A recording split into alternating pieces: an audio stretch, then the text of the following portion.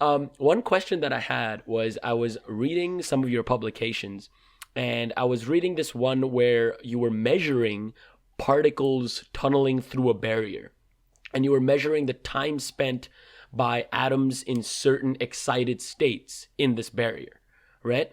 So I think there's a pretty, I don't know if this is a valid question, but how would you measure such an interval of time? Because I guess Hmm. if you have that apparatus like in your background, I guess you can maybe see, the particle states or something. I'm not sure. Maybe have some observation. But how would you Yep. measure the time interval that goes along with that? That's kind of my question. It's a harder question than maybe you know. I mean, the experiment we did was to measure this tunneling time, which we Okay. happened to do with rubidium atoms, which has been a topic of debate for 90 years or something like that. And I would say a big part of the reason it led to such long debate is that the question of how much time does something take is actually a really tough question to Hmm. define. Yeah. Even classically, I would say time has a very strange character classically. Um, I forget who it was, maybe even Augustine or someone like that, who said, if you ask me what time is, I don't know. If you don't ask me, I know. Um, and it turns out that depending on exactly what you mean by measuring a time, you can get different answers. And some people interpreted that to mean the question is meaningless. I don't tend to go that way. I would instead say we just need to learn how to be more careful about these questions. There are different things that we can mean by the concept of time.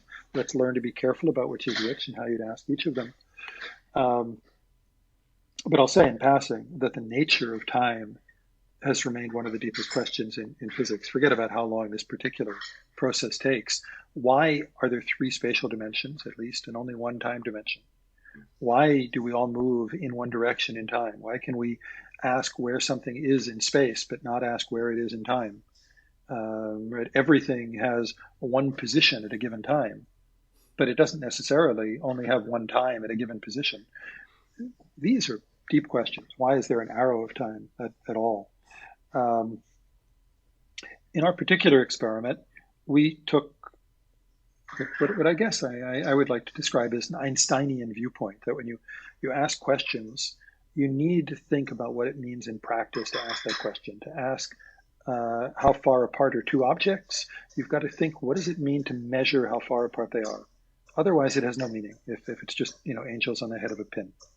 So time is what a clock measures. And for our experiment, we wanted to know how long atoms spent in a given region. So we decided the individual atoms should carry their own stopwatches, and we'd set it up so the stopwatch only ticked when the particle was in the region of interest. And as I said, that's one way of defining what we mean. I think that's a well-defined question, but there are others you could ask. Hmm. And, how does a clock work? A clock generally relies on some cyclical evolution, right? The Earth going around the sun, or the Earth rotating on its axis, right? Those were the original clocks.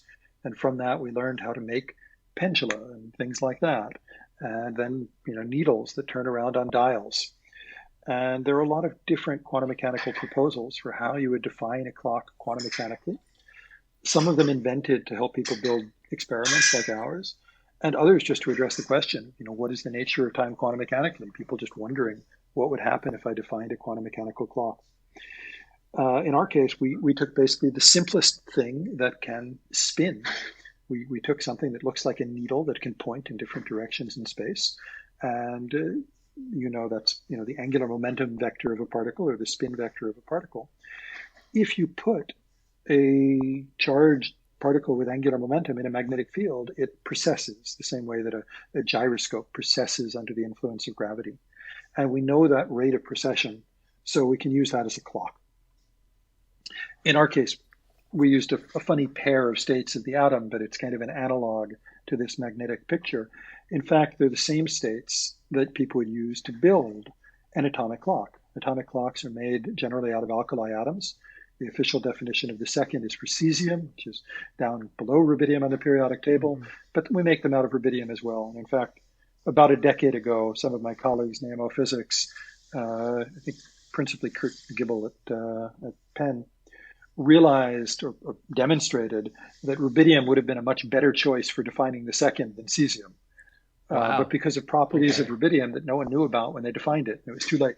Hmm. Um, in any case, we use those two states as a kind of clock. And as you surmised, what happens is after the atoms go through the apparatus and get through the tunnel barrier, we can measure the state of the particle. Now, quantum mechanics being what it is, you make a measurement and the state collapses. There are a number of different outcomes you could get. You get one or the other. So, in fact, you need to do it over and over again, maybe millions of times, in order to get the statistics. And what you find is that you can't measure the angle of the spin, but you can do one measurement where the probability of seeing the atom goes as cos squared theta, and another measurement where it goes as sine squared theta. And if you do this measurement over and over again, you can estimate what cos squared and sine squared theta were and figure out what theta must be. And that's kind of how we measure the time.